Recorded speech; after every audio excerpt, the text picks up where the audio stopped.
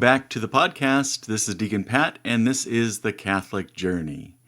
Well, today we're going to talk about something that might sound simple, but it goes much deeper than we usually think.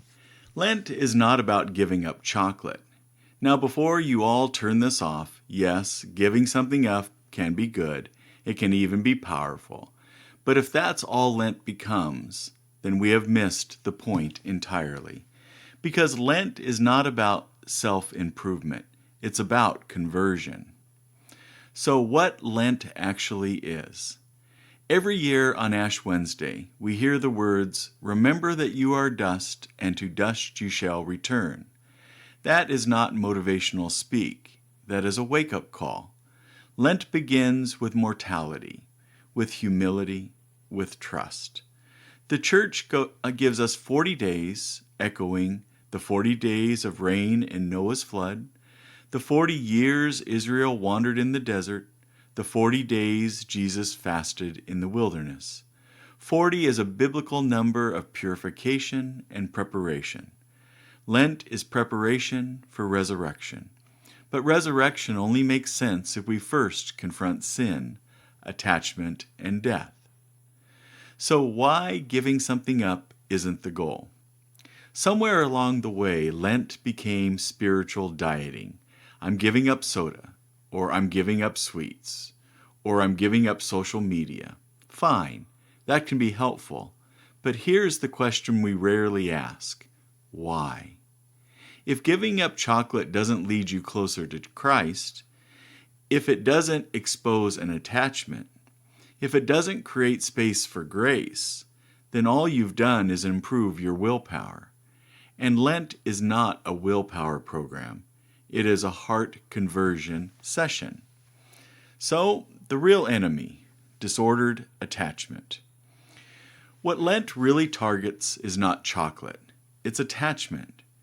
We are attached to comfort, attached to control, attached to being right, attached to distraction, attached to numbing ourselves. Chocolate just happens to be an easy symbol. The deeper question is, what do I reach for instead of God? That's where Lent lives. When Jesus fasted in the desert, Satan tempted him with bread, physical comfort, power, which is control, and glory, which is identity. The same temptations haven't changed. Lent exposes what owns us. Not so God can shame us, but so he can free us. Let's talk about the 3 pillars, the real Lenten framework. The Church doesn't say, give something up and try harder. She gives us 3 pillars, which are prayer, fasting, and almsgiving, and they work together. Fasting without prayer becomes dieting. Prayer without sacrifice becomes sentimental. Almsgiving without either becomes philanthropy, but together. They detach us from self and reattach us to God and neighbor. Fasting empties. Prayer fills. Almsgiving overflows. That's the rhythm. Let me share a story with you. I once knew a man, successful, respected, a strong provider. Every Lent, he gave up dessert. Every Easter, he gained it back. But one year, he went to confession during Lent, after years away. He told me later, giving up chocolate never changed me, but facing my pride did. He realized he wasn't attached to sweets. He was attached to being in control. Confession broke something open. That Lent changed his marriage, changed how he fathered, changed how he prayed, because that Lent wasn't about sugar. It was about surrender. So what Lent is really about? Lent is about returning to the Father, returning to who you were created to be, returning to grace. It's about letting God love you in the places you avoid. It's about walking into the desert with Jesus, so that Easter is not just a date on the calendar, but a resurrection in your own heart.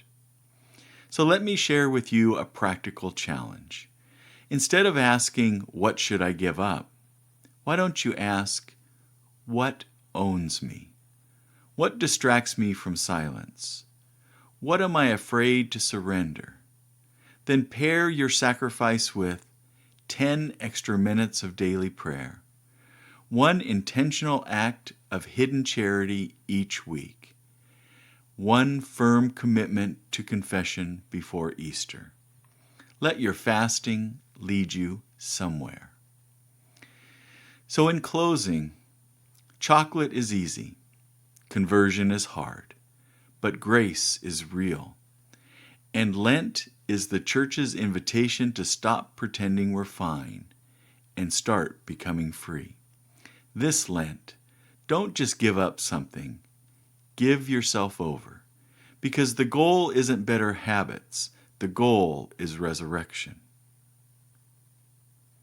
I hope you have a wonderful week. I hope you can take a couple of minutes and just ponder what was just shared with you. Let it touch your heart. Let it touch your mind. Ask the Holy Spirit to come and let this really infuse into you. Think about it, pray about it, and then put some action in place. May God bless you and forever keep you in His loving embrace until we meet again. Goodbye from the Catholic Journey.